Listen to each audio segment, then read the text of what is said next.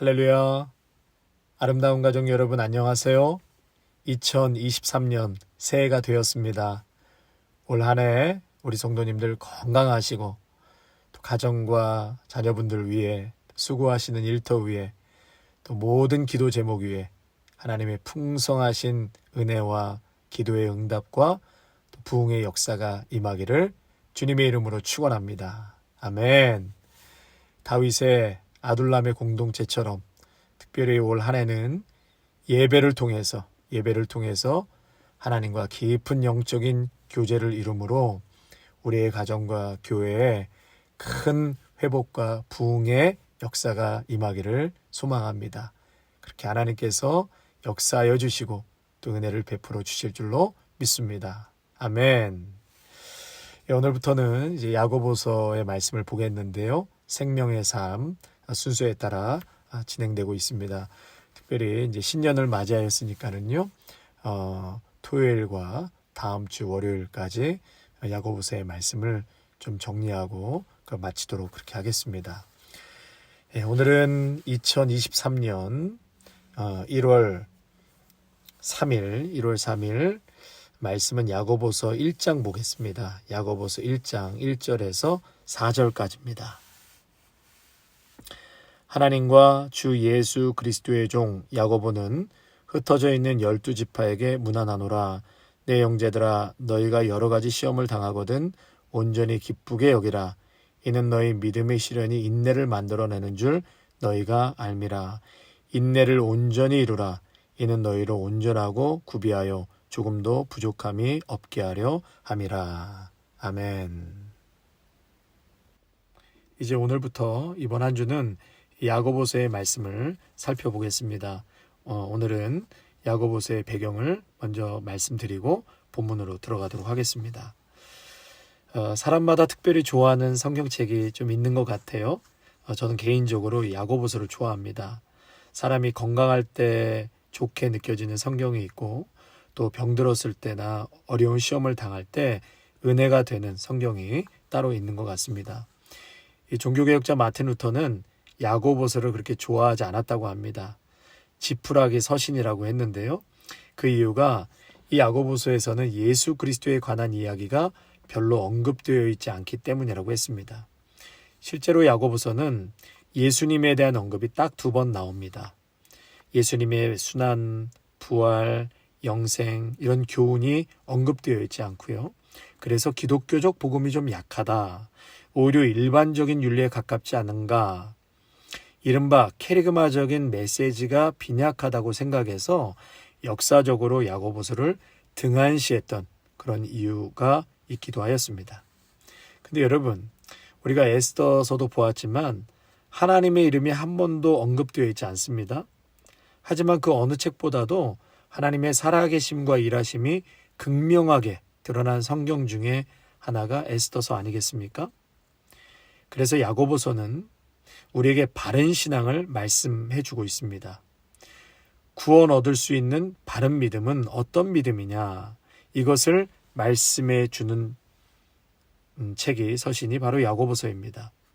간혹 우리는 이 믿음과 행함을 양자택일해야 된다. 그런데 그렇지가 않지요. 믿음과 행함은 따로 떼어놓고 양자택일할 수 있는 것이 아닙니다. 동전의 양면과 같은 것입니다. 그래서 이 야고보서는 이 문제를 심각하게 다루고 있는데요.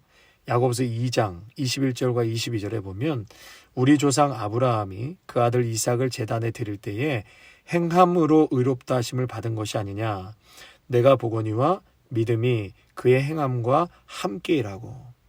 그러니까 여러분, 믿음은 뭐와 함께 일한다고요? 행함과 함께 일한다. 믿음이 행함과 함께하며 행함으로 인하여 믿음이 온전케 된다라는 그러한 귀한 말씀이라고 할 수 있습니다. 그래서 야고보서는 이 믿음을 결코 등한시 여기지 않습니다. 바른 믿음, 행함이 있는 믿음, 열매가 있는 믿음, 곧 살아있는 믿음을 말씀하고 있습니다. 영혼 없는 몸은 죽은 몸이듯이 행함 없는 믿음은 죽은 믿음이라고 말할 수 있습니다. 여러분, 이렇게 관념적인 믿음, 지식적인 믿음은 소용이 없는 것이죠. 최근에 아주 핫한 유튜버가 있는데요. 이 젊은 분이 책을 많이 읽고 돈을 많이 벌어서 인터넷에서 이분의 강의가 무척 뜨겁습니다. 세상 사람들은 뭐 몇십억 벌었다, 몇백억 벌었다고 하니까 집중하지만 우리 믿는 성도들은 돈 많이 버는 것에 포커스하는 것이 아니라 이분이 강조하는 그 강조점을 좀 들어볼 필요가 있는 것입니다. 이분이 얘기하는 것 중에 하나가 책을 많이 읽는 것은 크게 중요하지 않다. 한 권을 읽더라도 그 책 내용이 내 것이 되어야 한다는 것입니다. 다시 말해서 내가 책을 읽었다면 거기서 중요하게 여기는 것을 삶에 실천하고 삶에 꼭 적용을 하지 않으면 그 책은 내 책이 될 수 없다라는 것입니다. 그래서 책을 깨닫고 인사이트를 얻고 했다면 그대로 살아야 그 책이 내 책이 된다. 그래서 이분은 책을 읽으면서 밑줄을 긋고 하이라이트를 치고 또 중요한 부분은 노트에 옮겨 적는다고 그래요. 또 그 중에서도 내가 정말 놓치고 싶지 않은 아주 중요한 부분, 꼭 삶에서 살아내야 할 부분은 따로 선별해서 노트에 적는다고 그래요. 그리고 수시로 그 중요한 내가 밑줄 긋고 또다시 적은 거를 수시로 확인하면서 내 삶에 적용하고 실천하려고 애를 쓴다는 것입니다. 그래야지만 그 책이 내 책이 될 수 있다. 성도 여러분, 우리가 성경을 아무리 많이 읽어도 삶의 현장에서 살아내지 않으면 그것은 죽은 믿음이다라고 하는 것입니다. 아무리 성경을 10독하고 100독을 해도 여러분 삶의 현장에서 거룩한 삶으로 우리가 살아낼 때 그리스도가 보이는 것이고 그리스도의 향기가 나타나게 되는 것입니다. 야고보서는 지금 그 말씀을 하고 있는 것입니다. 성경을 많이 읽었다거나 교리를 잘 안다거나 줄줄이 꿰어서 남에게 설명할 수 있다거나 해도 그것으로만은 구원을 얻지 못한다는 말씀이에요. 오직 행함이 따라야 된다. 믿음은 행함과 함께 일하기 때문에 살아있는 믿음, 그것은 행함이 있어야 된다. 그 강조점을 말하고 있는 것입니다. 야고보서의 별칭을 보면은요, 행위의 복음, 또 생활의 복음, 실천의 복음, 이러한 별칭을 가지고 있습니다. 이제 저자에 대해서 말씀을 드리면은요, 이 저자는 주님의 형제 야고보입니다. 야고보는 예수님 살아생전에는 예수님의 메시아 되심을 믿지 못했습니다. 예수님께서 십자가에 돌아가시고 부활하신 다음에야 예수님을 믿고 초대교회에서 그렇게 높임을 받게 된 사람입니다. 야고보는 유대인들을 기독교로 이끄는 교량 역할을 했고요. 또 예루살렘 교회에서 제1대 감독이 되었습니다. 베드로가 아니라 야고보가 1대 감독으로 중추적 역할을 초대교회에서 했던 것입니다. 예루살렘 교회에서 높이 존경을 받고 그리고 평생 그리스도를 위하여 살다가 순교까지 하셨습니다. 초대교회사 기록을 보면 야고보는 기도하는 사람이었고 과묵한 사람이었다. 특별히 야고보의 그 별명이 있는데요. 약대 무릎을 가진 사람이라고 했대요. 그만큼 무릎 꿇고 기도하기를 즐겨했고 그 바람에 군살이 약대 무릎처럼 둥글게 그렇게 무릎에 박혀 있었다고 전해 내려오고 있습니다. 자, 이제 본문으로 들어가서 1절을 보시면 하나님과 주 예수 그리스도의 종 야고보는 흩어져 있는 12지파에게 문안하노라. 그러니까 전 유대 사람을 대상으로 해서 이 편지를 쓴 것이죠. 그래서 수시는 지금 예수님을 믿지 않는 사람까지도 포함해서 전 유대인들을 대상으로 해서 편지를 쓴 것입니다. 자, 그렇게 야고보서가 첫 번째 간단하게 인사를 하자마자 내 형제들아 너희가 여러 가지 시험을 당하거든 온전히 기쁘게 여기라. 지금 야고보가 이렇게 목회를 하는 중에 깊이 깨달은 것은 믿음의 성도에게는 이 시험이라는 것이 굉장히 중요한데 이 시험을 어떻게 해석하고 우리가 소화해낼 것인가에 대해서 그 첫 번째로 말씀을 하고 있는 것입니다. 그만큼 이 시험이라는 것이 굉장히 중요한 주제가 될 수 있다는 것이죠. 그리스도인들이 우리의 삶에 뗄래야 뗄 수 없는 이 시험의 문제, 이것을 어떻게 바라봐야 하고 어떠한 신학적인 해석을 해야 하는지에 대해서 말하고 있는 것입니다. 자, 여러분 잘 들으시기 바랍니다. 첫 번째로 시험은 예수 그리스도를 믿는 믿음의 사람이라도 누구나 당할 수 있다라는 것입니다. 우리가 예수만 믿으면 이제 모든 일이 잘 되고 만사형통하고 운수 대통하리라고 생각합니다.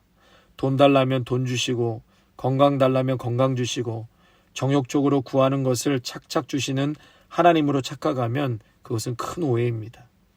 이런 기복적인 신앙은 성경에서 가르치고 있지 않지요? 여러분, 내가 당하는 모든 사건 속에서 시험을 당하게 될 때 그 시험을 바르게 보고 해석할 줄 알아야 바른 그리스도인이고 바른 신앙으로 성장할 수가 있습니다. 두 번째, 우리가 당하는 이 시험, 그 성격을 파악해야 되는데 당하는 그 시험은 다양하다는 거예요. 다양한 시험을 당하게 된다. 그래서 2절 하반절에 보면 너희가 여러 가지 시험을 당하거든 헬라어로 포이킬로이스라는 단어인데요. 다양한 색깔을 가진. 그러니까 시험은 많은 양, 분량을 말하는 것이 아니라 시험의 다양성을 말하고 있습니다. 고난과 역경의 종류가 매우 다양하다라는 것을 말하고 있는 것이죠. 예를 들어서 돈에 대한 시험, 이성에 대한 시험, 명예에 대한 시험, 자존심에 대한 시험, 질병에 대한 시험, 이렇게 다양한 시험을 골고루 당하게 된다. 나는 신앙이 좋기 때문에 시험 받지 않을 것이다. 여러분, 그것은 아니죠. 그럴 수 없죠. 심지어 예수님도 40일 금식하고 성령이 충만한 가운데 마귀에게 시험을 당하셨던 것처럼 성도는 시험과 함께 산다라고 생각해야 합니다. 기도하는 중에도 시험이 있고요. 기도 끝난 후에도 시험이 있고 교회 오는 중에도 시험이 있고 집으로 가는 중에도 시험이 있습니다. 그래서 이런 시험 저런 시험을 당하게 되고 우리는 끊임없이 시험 속에 있다라는 것을 기억해야 할 것입니다. 자, 세 번째로, 그렇다면 그 시험이 무엇인가? 이 시험의 그 본질을 우리가 파악해야 되는데 헬라어로요, 페이라스모스. 이 시험은 그 뜻이 던져본다. 여러분이 잘 아시는 것처럼 테스트한다. 한번 건드려본다. 이런 뜻입니다. 그러니까 여기서 말씀하시는 이 시험은 걸고 넘어뜨리기 위한 템테이션, 유혹이 아니라 말 그대로 테스팅한다는 거예요. 한번 건드려본다. 하나님께서 아브라함을 시험하셨죠. 내 아들 이삭을 바치라. 그래서 아브라함이 모리아산에서 이삭을 제물로 바치고 칼을 들어서 내리치려는 순간에 하나님께서 그만 거기까지라고 말씀하셨어요. 하나님께서는 자신을 향한 아브라함의 믿음을 확인하셨고요. 이 확인 과정을 통해서 이제 하나님의 백성 이스라엘의 근원을 그 시초를 아브라함으로 삼으셨다는 것입니다. 그러니까 결과적으로 이러한 연단과 시련은 아브라함에게 복을 주시기 위함이었다라는 것이죠. 그래서 그 사람에게 복이 되기 위해서는 그만큼의 그릇이 되어야 합니다. 그릇이 안 되면 복이 복인 줄 모르고 더 나아가 절대 그 사람에게 복이 될 수 없습니다. 오히려 그것으로 인해서 하나님과 관계만 멀어질 수 있습니다. 이스라엘이 광야에서 복을 복인 줄 모르고 하나님을 원망하고 불평을 입에 달고 살지 않았습니까? 그러니까 하나님께서 내가 반드시 내 자녀들에게 복을 주어야 하는데 이렇게 주었다가는 큰일 나겠다. 그래서 40년 동안 낮추고 또 낮추시는 작업을 하지 않습니까? 그리고 이렇게 우리가 시험을 당하는 것은 특별한 하나님의 사명 때문에 시험을 당할 때가 있습니다.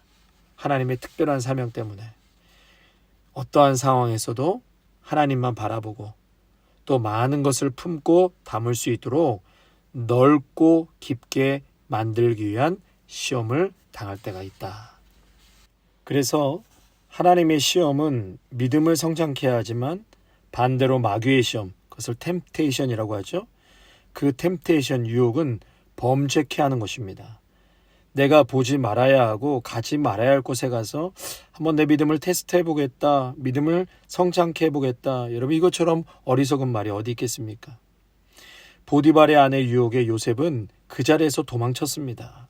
그러나 다윗은 우리아의 아내 목욕하는 것을 그대로 보고 또 욕정을 이기지 못해서 계획된 살인까지 이어지는 것을 보게 되죠. 그래서 시험을 당하게 되면 우리가 끝까지 참고 견디어야 하겠지만, 유혹을 당하게 되면 그것은 단호하게 물리쳐야 합니다. 유혹을 참고 있어서는 안 됩니다. 거부하고 그 자리로부터 도망가야 합니다. 그러므로 하나님이 주시는 시험은 잘 해석하고 잘 견디는 것입니다. 아멘. 이러한 시험은 우리를 더욱 복되게 하고 또 강하게 하며 저주가 아닌 복이 되는 것입니다. 나아가서 모든 축복은 나만 잘 살라고 주어진 것이 아니라 모든 축복에는 사명이 주어져 있음을 우리가 깊이 깨달아야 할 것입니다. 그래서 시험을 당할 때마다 곧 기쁘게 여기라 말씀하신 이유가 바로 여기 있는 것입니다. 자, 그렇다면 왜 시험을 당할 때 기뻐해야 하는가? 첫째로 원인이 하나님께로 왔기 때문입니다. 우리가 이 시험을 당할 때 기뻐할 수 있는 이유는 그 출발이 하나님께로부터 있기 때문에, 하나님께서 어떤 목적을 갖고 나를 연단하시기 때문이라는 것이죠. 하나님의 목적이 무엇입니까? 나를 죽이려고 하는 것이 목적입니까? 나를 괴롭히려고 하는 것이 목적입니까? 나를 범죄케 하려고 하는 것이 목적입니까? 그것이 아니죠. 우리에게 복 주시기 위한 것입니다. 아브라함도 그랬고 요셉도 모세도 하나님께서 사랑하시고 그들에게 큰 복을 내리시기 위해서 시련을 허락하셨다. 그러니까 근원이 하나님께 있기 때문에 우리가 시험을 당해도 기뻐할 수 있어야 한다라는 것입니다. 둘째로, 시험을 감당해 나가는 과정에서 우리는 힘과 지혜를 얻게 됩니다. 이 시련을 통해서 우리 자신이, 우리의 믿음이 성장하는 것을 깨닫게 됩니다. 그래서 나중에 그 시험을 통과한 후에는 믿음이 더 커지고 또 마음이 깊어지고 넓어지는 것을 보게 되는데, 그만큼 또 남을 이해할 수 있는 지혜와 세상을 어떻게 살아야 하는지 그 통찰력을 얻게 되는 것이죠. 세 번째로, 시험을 당할 때 우리가 기뻐해야 하는가? 믿음으로 잘 참고 견디기만 하면 반드시 나에게는 복으로, 하나님께는 영광으로 바뀔 것이기 때문입니다. 그러므로 온전히 기쁘게 여기라. 그 뜻이, 의미가 여기 있는 것입니다. 3절에 이는 너희 믿음의 시련이 인내를 만들어내는 줄 너희가 알미라. 너희가 알미라 그랬습니다. 알아야 기뻐할 수 있다는 말씀이죠. 알고서야 비로소 기뻐할 수 있다. 그러니까 이 시련이 하나님께로서 왔기 때문에 내가 알고 그것을 믿기 때문에 기뻐할 수 있게 된다라는 것이죠. 또 3절에 믿음의 시련이 인내를 만들어낸다. 믿음의 시련, 그러니까 모든 시험의 초점은 믿음에 있습니다. 가장 중요한 것이 믿음 아니겠습니까? 하나님께는 믿음이 가장 중요합니다. 하나님은 믿음을 가지게 하시고 또 그 믿음을 순수하게 하시고 믿음을 강하게 하시고 믿음을 고상하게 하시고 우리로 모든 것을 믿음으로 알고 보고 생각하고 행하게 되기를 바라십니다. 이렇게 되게 하기 위해서라면 하나님은 믿음의 시련을 허락하신다는 것이죠. 그래서 믿음을 순수하게 하고 믿음을 힘있게 하고 지혜롭게 하기 위해서 연단시키신다. 이러한 믿음의 시련이 인내를 만들어낸다. 저도 당장 이러한 시련이 찾아오면 힘들고 또 아파하겠죠. 그렇다고 해서 피할 수 없는 숙명적인 상황이라면 견뎌내야 하는 것입니다. 아프다고 비명을 질러야 하는 것이죠. 고통하면서 그 고난을 참아내야 하는 것입니다. 울고 비명을 지른다는 것은 죽지 않고 산다는 것이기 때문이죠. 능동적으로 참아 견디며 마침내 인내를 온전히 이루라. 온전히 이루라. 그러니까 텔레이오스, 이 뜻은 주어진 목적에 도달한다, 부족함이 없는 인격으로 구비되다 라는 뜻입니다. 인내를 온전히 이루라. 이는 너희로 온전하고 구비하여 조금도 부족함이 없게 하려 함이다. 부족함이 없는 인격으로 구비되다 라는 뜻이죠. 칭찬을 받아도 교만해지지 않고 많은 물질이 들어와도 그 주인이 누군지 정확하게 구별하여 흔들리지 않습니다. 기꺼이 하나님을 위해 사용해도 아까움이 없고 영혼이 살아나는 것에 어떠한 대가 지불이 있어도 감격해합니다. 어려운 일을 당해도 낙심하지 않습니다. 원수 같은 사람을 만나도 미워하지 않습니다.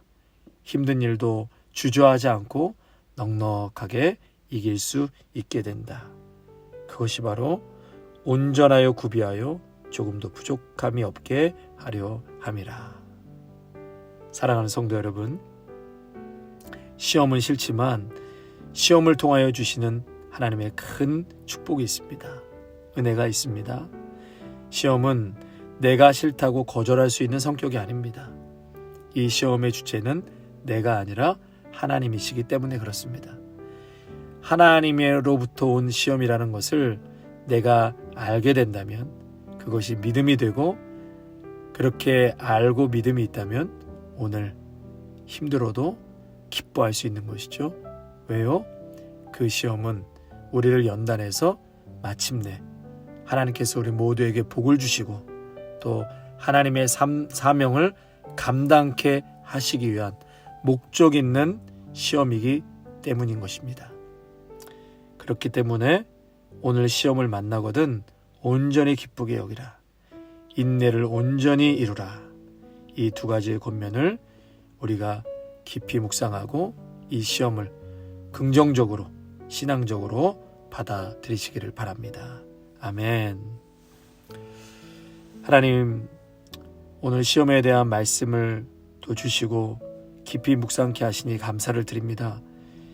2023년 새해 우리 모두에게 이러한 환난과 시험이 없으면 좋겠지만, 그러나 때로는 하나님의 목적하에 우리에게 허락되어진 이 시험과 시련이 있다면 오늘 이 말씀 꼭 붙들고 결단코 낙심하거나 절망하지 않게 하시고, 어떠한 상황에서도 하나님의 분명한 목적하에 이러한 자리까지 왔음을 우리가 기억하여서 오늘도 기쁘게 여기고, 그리고 마침내 그 시련을 통하여서 조금도 부족함이 없는 온전하고 구비된 인격으로 성장케 하여 주시옵소서.